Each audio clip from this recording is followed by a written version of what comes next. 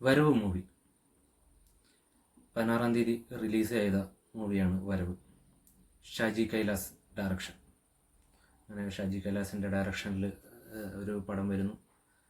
George ജോർജാണ് നായകൻ. AK സാജൻ്റെ കഥ. അപ്പോൾ ജോർജു ജോർജാണ് മെയിൻ ക്യാരക്ടർ ചെയ്യുന്നതെന്ന് പറഞ്ഞു.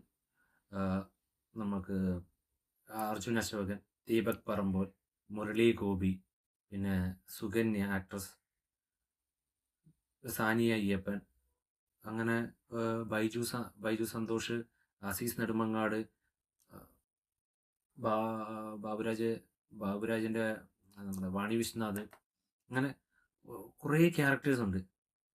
ഇത് എനിക്കൊരു ഇതിലായിട്ട് പറയാൻ, ഈ പടത്തെക്കുറിച്ച് ഒരു ഒറ്റവാക്കി പറയാൻ വേണ്ടി പറ്റുകയാണെങ്കിൽ, ഒരടിപ്പടം, മലയാള സിനിമയിലെ ഒരു അടിപ്പടം. അല്ലാതെ ഇതിലൊരു വലിയ സംഭവം ഉണ്ടോ എന്ന് ചോദിച്ചാൽ എനിക്ക് പറയാനായിട്ടൊന്നുമില്ല. വേണമെങ്കിൽ അങ്ങനെ ഒരു ത്രില്ലിങ് ആക്ഷൻ മൂവിയായിട്ട് വേണമെങ്കിൽ, ആക്ഷൻ പ്ലസ് ത്രില്ലർ മൂവിയായിട്ട് എടുക്കാൻ പറ്റുന്ന ഒരു കഥ ഇതിലുണ്ടായിരുന്നു. പക്ഷെ അതെന്തുകൊണ്ടോ എടുക്കാൻ ശ്രമിച്ചിരുന്നു എന്നാണ് എനിക്ക്, അങ്ങനെ എടുക്കാനായിരിക്കും അവർ ഉദ്ദേശിച്ചിരുന്നതാണ് എനിക്ക് തോന്നുന്നത്. കാരണം അങ്ങനത്തെ ഉള്ള കുറച്ച് വിഷ്വൽസ് എല്ലാം അവരെടുത്തിരുന്നു. അതെന്തുകൊണ്ട് അതിലോട്ട് എക്സിക്യൂട്ട് ചെയ്യാൻ പറ്റിയില്ല എന്നുള്ള ഒരു ചെറിയ സംശയമുണ്ട്. അത് കഥയിൽ പറ്റിയ പിഴവാണോ അല്ലെ എഡിറ്റിങ്ങിൽ പറ്റിയ പിഴവാണോ, എന്താണ് സംഭവിച്ചതെന്ന് അറിയില്ല.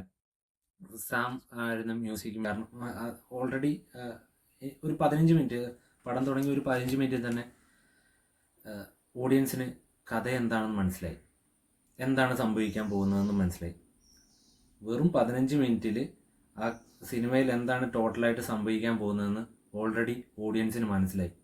പിന്നെ വെറുതെ ഇരിക്കുക, വെറുതെ എന്താണ് സംഭവിക്കുന്നതെന്ന് നേരത്തെ അറിഞ്ഞുകൊണ്ട് തന്നെ അടി കണ്ടുകൊണ്ടിരിക്കുക. അത് വെറുതെ കാണാൻ പറ്റില്ലല്ലോ. അപ്പോൾ അതിൽ മ്യൂസിക് അത്രത്തോളം ഇമ്പോർട്ടൻ്റ് ഉണ്ട്. ആ മ്യൂസിക് ഉള്ളത് കൊണ്ട് മാത്രം നമുക്ക് ആ പടം മുഴുവനായിട്ട് കാണാൻ പറ്റുന്ന ഒരു സംഭവമാണ്. ഇത് എന്തുകൊണ്ട് സംഭവിച്ചു എന്നുള്ളതാണ്. എവിടെ എന്തോ പാളിപ്പോയിട്ടുണ്ടോ, ഒന്നെങ്കിൽ പാളിപ്പോയി, അല്ലെങ്കിൽ അവർ ഉദ്ദേശിച്ച പോലെ ആയിരിക്കില്ല. പിന്നെ വെറുതെ കുറേ ക്യാരക്ടേഴ്സ് വന്നിട്ടുണ്ട്, വെറുതെ കുറേ ക്യാരക്ടേഴ്സ്. എന്തിനാണ് അങ്ങനെ കുറേ ക്യാരക്ടേഴ്സിനെ അവിടെ കൂടെ എല്ലാം കൊണ്ടിട്ടതെന്ന് ഒരു പറഞ്ഞു പോകുന്ന ഒന്നുമില്ല. ഒരു 2.5 മണിക്കൂർ പടമായിരുന്നു. 2.5 മണിക്കൂറിൽ പടം തീർന്നു.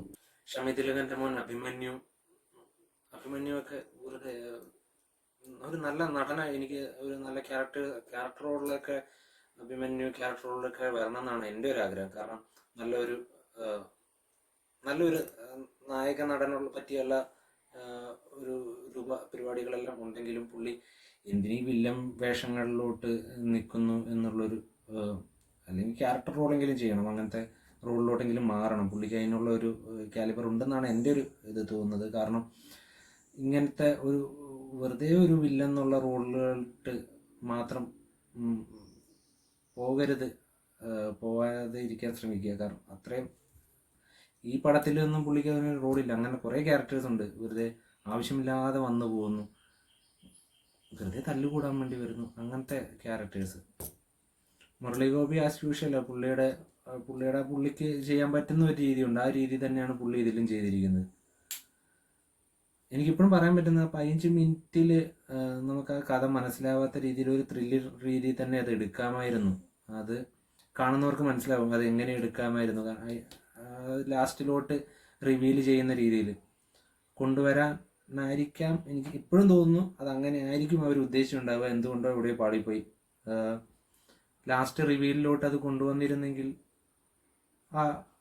നമുക്കത് എന്താണെന്നുള്ള സംഭവം, എന്താണ് സംഭവിച്ചത്, എവിടെയാണ് ഒരാൾ ഇതിനകത്ത് മിസ്സിംഗ് ഉണ്ട്. ആ മിസ്സിംഗ് ആയ ആളെ ആദ്യമേ എങ്ങനെയാണ് മിസ്സിംഗ് ആയതെന്ന് തന്നെ ഓഡിയൻസിന് അത് മനസ്സിലാക്കി തരുന്നു. പിന്നെ അത് പിടിച്ചിരുത്തുന്നതിൽ ഒരു കാര്യമില്ല. അതാണ് അവിടെ എനിക്ക് പടത്തിൽ തോന്നിയ ഒരു അപാകത. എന്തായാലും വെറുതെ ഒരു തല്ലിപ്പൊളിയല്ല, ഒരടിപ്പടം, വെറുതെ ഒരു അടിപ്പടം കാണാൻ ആഗ്രഹിക്കുന്നവർക്ക്, നല്ല മ്യൂസിക്കെല്ലാം വിട്ടിട്ട് കാണാൻ ആഗ്രഹിക്കുന്നവർക്ക് ഈ പടം കാണാൻ വേണ്ടി പറ്റും. അല്ലാതെ ഇതിനകത്ത് ഇല്ല ഒരു റിവെഞ്ച് മൂവിയാണ്, ഒരു പ്രതികാര ഇതിൽ വരുന്ന ഒരു മൂവിയാണ്. പക്ഷേ ഒട്ടും ഒട്ടും ഇൻട്രസ്റ്റ് ചെയ്യിപ്പിക്കുന്നില്ല, പടത്തിൽ ഇരുത്തുന്നില്ല. കാരണം 15 മിനിറ്റിനുള്ളിൽ പടം എന്താണെന്ന് ഓഡിയൻസിന് മനസ്സിലാക്കി കഴിഞ്ഞു. That's it. എല്ലാവരും കണ്ടിട്ട് അവരവരുടെ അഭിപ്രായങ്ങൾ പറയുക. ഇത് എൻ്റെ അഭിപ്രായമാണ്.